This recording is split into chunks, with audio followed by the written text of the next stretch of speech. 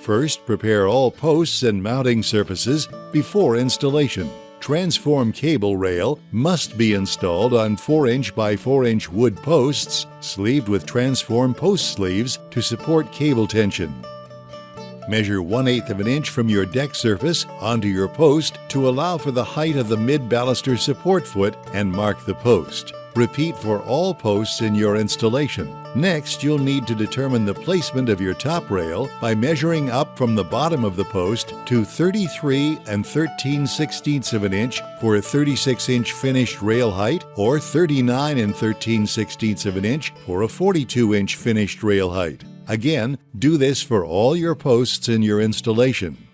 Use the pre-drilled mid-baluster support as a template against your post to determine hole placement for both posts in your cable span and center evenly between your first hole and top rail and your last hole and bottom. Mark the mid-baluster support where it lines up with your bottom rail and with the top rail marks. Then, cut the mid-baluster support. Mark the holes for your cable runs on the post using the mid-baluster support as a template. Keep in mind that the transform cable system is designed for the cable runs to be 3.1 inches apart on center.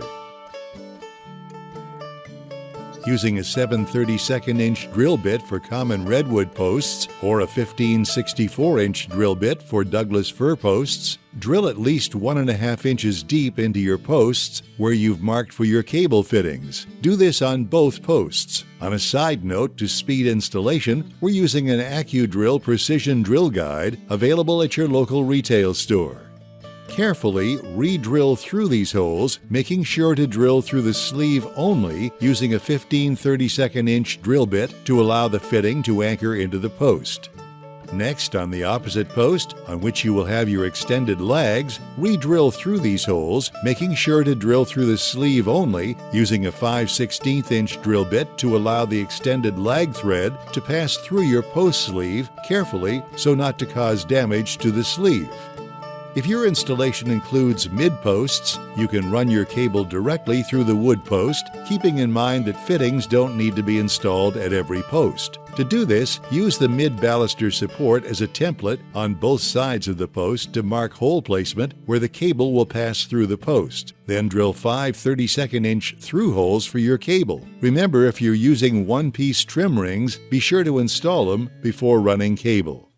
Align your top beam to where the mid-baluster support will connect and use the mid-baluster support foot to mark holes on the top beam. Using a 3/16 drill bit, pre-drill the holes in your top beam.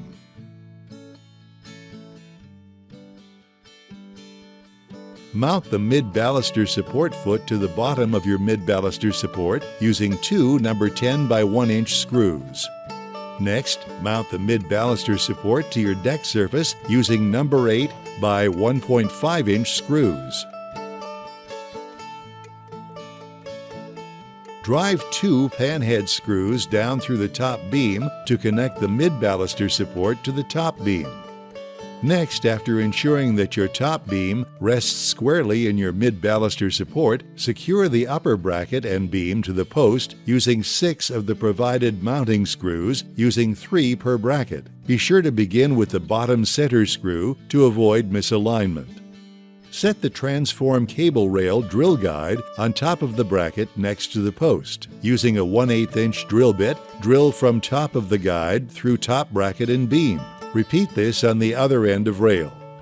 If your installation is 42 inches high and exceeds 91 inches in length, you'll need an additional rail stiffener purchased separately. Simply measure to length, cut, and install as illustrated. Starting at either end, snap your top rail onto the top beam until the full length of the top rail locks into place. Lastly, install 2 of the supplied painted screws upward from underneath through the pre-drilled location. This will secure the bracket, beam, and top rail together. Then repeat for the other end of the rail. Now, let's install some cable. First, place your topmost stationary lag into the hole that you drilled in step 4 and drive the lag thread into the post using a 3/8 open-end wrench on the wrench flats on the fitting. You'll know that the fitting is secure when the shoulder of the fitting makes contact with the wood. Repeat this for all remaining stationary legs. Next, place your topmost extended lag into the hole that you drilled in step 5 and drive the leg threads into the wood post using a 3/16" Allen wrench. The fitting is secured when the lag threads are fully in the post. Repeat this for all extended legs. Screw the tensioner onto the topmost extended lag just far enough to cover the male threads on the extended lag. Expect some slack. You'll need it later when you tighten your cable runs. Repeat this for all your remaining extended legs. Next, while ensuring that the cut cables are clean, burr-free, and tightly wound, insert the cables into fittings approximately 1 1/16 inch until you feel it rest against a hard stop. Then pull against the fitting to secure the wedges into the fitting. Be sure that the cable is fully inserted, as this is critical in the performance of the cable under pressure. Keep in mind that if you need to, the cable at this point can be removed using the RDI cable release key sold separately.